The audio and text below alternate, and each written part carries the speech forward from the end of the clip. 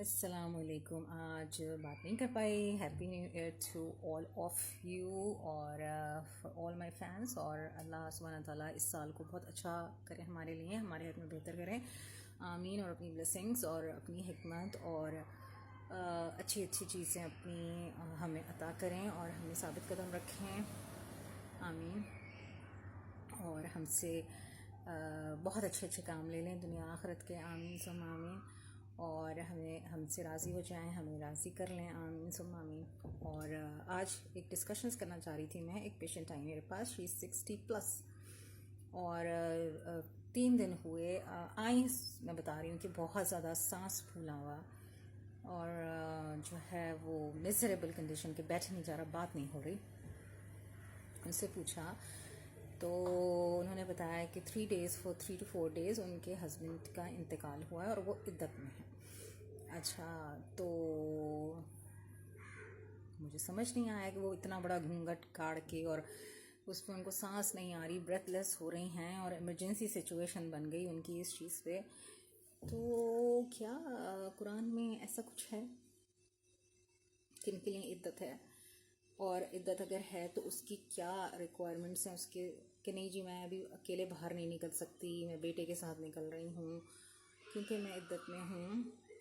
Emergencies میں آپ جب بھی ایمرجنسی ہوتی ہے, اللہ سبحانہ تعالیٰ کے جو قوانین ہیں وہ ڈیزالو ہو جاتے ہیں, ختم ہو جاتے ہیں. عورتیں بھی نکل آئیں, اگر مرد انف نہیں ہیں لڑنے کے لیے تو عورتیں بھی نکل آئیں, اور اپنے اپنے انرجی لیول کے حساب سے وہ اس میں ٹیک پارٹ لیں. اور ویسے خواتین کو اور بوڑھوں کو اور بچوں کو جہاد کا حکم نہیں ہے, لیکن پھر بھی ہم اپنی ہسٹری میں پڑھتے ہیں یہ سب.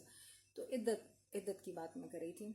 سورہ نور میں ہے کہ تم میں سے جو وہ عورتیں جو اب نکاح کے اس میں نہیں آتی, زمرے میں نہیں آتی, کہ نکاح نہیں کر رہی ہیں یا ان کو کوئی نکاح کا پیغام نہیں دے گا, تو وہ اپنے زائد کپڑے اتار بھی دیں تو اس میں کوئی حرج نہیں. تو عدت کا جو پیریڈ ہے اس کے بیسک وجہ جو ہے وہ یہ ہے, 3 to 4 months کا پیریڈ جو ہے اس میں ہے کہ آپ نے دکھ اور غم کرنا ہے, ٹھیک ہے, بجائے 3 دن سے زیادہ سوگ نہیں منانا, لیکن سوائے اس عورت کے جس کا خاوند انتقال کر گیا تو غم ہے.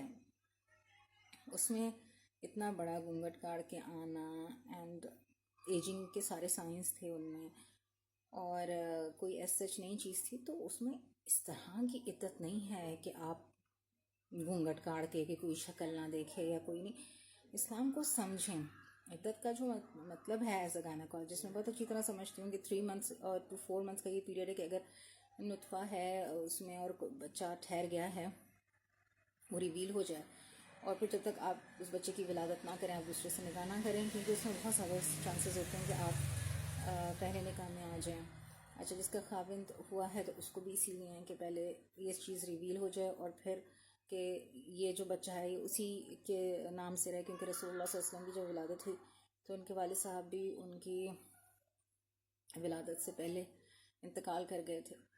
تو یہ سب چیزیں جو ہوتی ہیں نا وہ یہ ہوتی ہے کہ جو نسل ہے وہ اسی کی رہے جس کی ہے بیسکلی. تو بغیر جب پڑھے سمن بکمن امیون تو آپ کیا کریں گے, آپ اپنی ذات پہ ظلم کریں گے. اچھا, میں نے ان کو کہا کہ قرآن میں کہاں ہے. ایک بیٹی عالمہ کا کورس کر چکے, بھی کیسے عالمہ کا کورس ہوتا ہے کہ اس کو یہی نہیں پتہ کہ قرآن کے احکامات کیا ہیں, صرف یہ ہے کہ دیکھیں یہ ہے کہ آپ لیں دوپٹہ, لیکن یہ ایک احکام نہیں, بہت سارے احکام ہیں آپ کے, بہت سارے زندگی کے سارے ایریاز کو ٹچ کرتے ہیں. اس کو ان چیزوں کو آپ نے ڈیلیبریٹ کر کے ایمرجنسیز کر دینا, کریٹ کر دینا, دوسرے کی لائف تھریٹن کر دینا, یہ اسلام نہیں.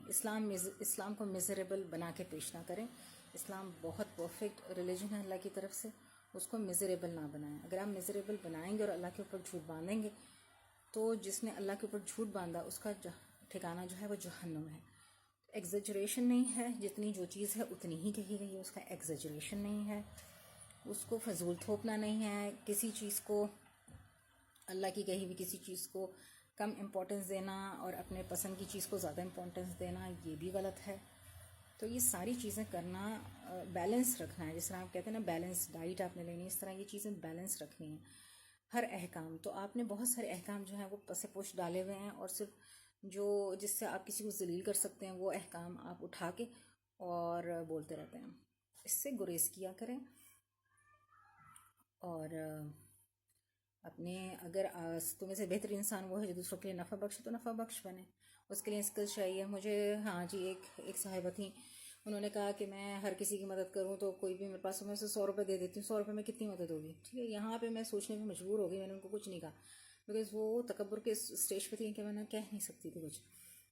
تو میں نے ان کو ایک سوال یہ پوچھا، میں نے کہا آپ 100 روپے سے کتنا نفع کر سکتی ہیں کسی کا؟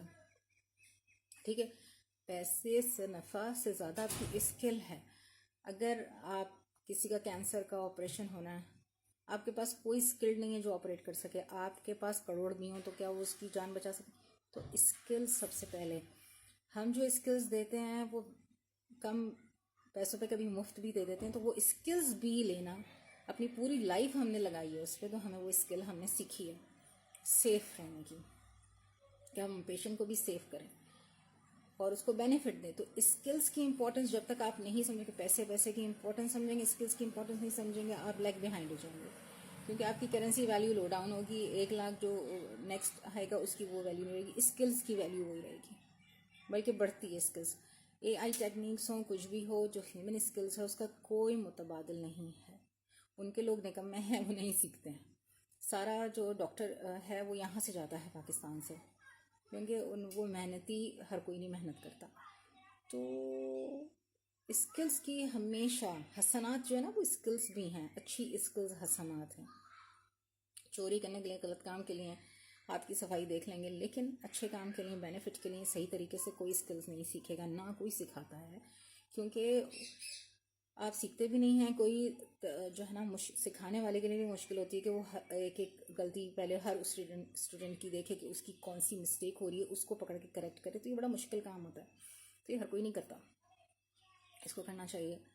اور سیکھنے والے کو بھی استاد کا احترام کرنا چاہیے، جو سکھانے والا اس کا احترام کرنا چاہیے. اچھا، اور بہت ساری چیزیں کہ اپنی اسکلس کو کیسے ڈیولپ کریں، انٹرنیشنلی اس کو کیسے ریکاگنائز کرائیں، یہ بھی ہونا چاہیے. وہ ہماری نیشن میں لیکنگ ہے.